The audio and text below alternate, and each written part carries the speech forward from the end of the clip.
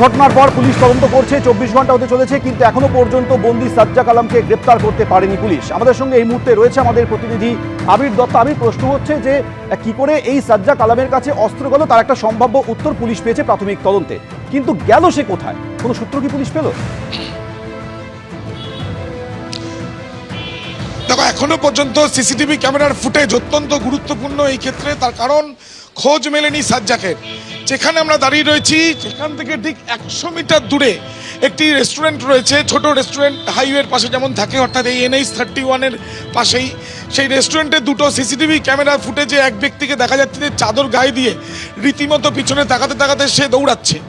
যেটা জানা যাচ্ছে, পুলিশ গতকাল রাত্রিবেলা সেই দোকানে যায়, আজকে সেখান থেকে হার্ড ডিস্ক কালেক্ট করেছে। তাদের অনুমান এটাই হচ্ছে সাজ্জাক, এবং সাজ্জাক আলম শুধুমাত্র পালিয়ে গিয়েছে নয়, তার চাদরটি পড়ে যায় ঠিক ওই রাস্তার পাশেই। সেটাই ইতিমধ্যে উদ্ধার করা হয়েছে বলে জানা যাচ্ছে। তদন্তকারীরা এটাও মনে করছেন যে সাজ্জাক বারবার পিছনের দিকে তাকাচ্ছে। ঠিক 4:42 নাগাদ এই ছবি ধরা পড়েছে ওই ক্যামেরায়, এবং তার পেছন থেকে আরও একটি বাইক আসে। তাহলে এই বাইকে কি এই আব্দুল হোসেন ওরফে আবাল সে ছিল? যে আব্দুল হোসেনের বিরুদ্ধে 14 ফরেনার অ্যাক্টে মামলা ছিল, এবং তার সাজা ঘোষণা করা হয়েছিল, 2 বছরের সাজা এবং 10,000 টাকা ফাইন ছিল, এবং তাকে পুশব্যাক করার নির্দেশ দেওয়া, অর্থাৎ বাংলাদেশে পাঠিয়ে দেওয়ার নির্দেশ ছিল।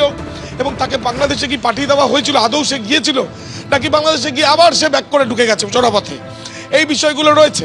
ইতিমধ্যে তদন্তকারী আধিকারিকরা দেখার চেষ্টা চালাচ্ছেন। যেখানে আমরা দাঁড়িয়ে রয়েছি এখান থেকে ঠিক 6 কিলোমিটার দূরে, অর্থাৎ যেদিকে সিসিটিভি ক্যামেরার ফুটেজ অনুযায়ী যেটা অনুমান করছেন তদন্তকারীরা, যেদিক থেকে সোজা দৌড়ে গিয়েছে এই সাজ্জাক, সরাসরি 6 কিলোমিটার ক্রস করলেই কিষানগঞ্জ সীমান্ত। তাহলে কি সে বিহারে চলে গিয়েছে?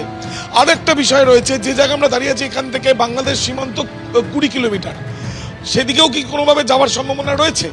এই বিষয়টাও কিন্তু তাদের ভাবাচ্ছে। ভৌগোলিক অবস্থান অনুযায়ী যে জায়গায় ঘটনা ঘটেছে, সন্দীপকে বলবো দেখানোর জন্য, পাশেই যে রাস্তা, পাশে রেল লাইন সরাসরি কিষানগঞ্জ স্টেশনের দিকে যাচ্ছে। রেল লাইন ক্রস করলে 1.5 কিলোমিটার ক্রস করলেই বিহার। অর্থাৎ তুমি বুঝতেই পারছো যে এখান থেকে এসকেপ হওয়ার সম্ভাবনা অনেকগুলোই রয়েছে। কিন্তু এই যে ঘটনা গতকাল ঘটেছে, হাতে আগ্নেয়াস্ত্র পেয়ে যাওয়া, তাও আবার কোর্ট লকআপে, এবং তারপরে এই ঘটনা ঠিক এই যে বালি বা স্টোনচিজ পড়ে রয়েছে, এখানেই দুজন পড়েছিলেন পুলিশ কর্মী জানাচ্ছেন, এই কনস্ট্রাকশন বিল্ডিং এর দায়িত্বে থাকা এক ব্যক্তি।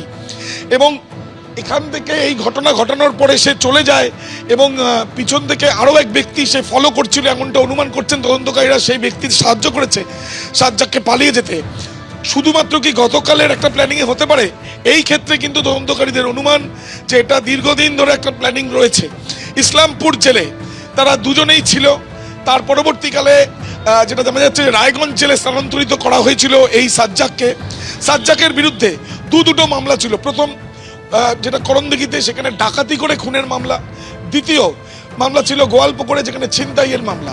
প্রথম মামলাতে মোট 6 জনকে গ্রেপ্তার করা হয়েছে সাজ্জাক সহ, বাকিরা সবাই ইসলামপুর জেলে রয়েছে। সাজ্জাককে স্থানান্তরিত করা হয়েছিল রায়গঞ্জ জেলে।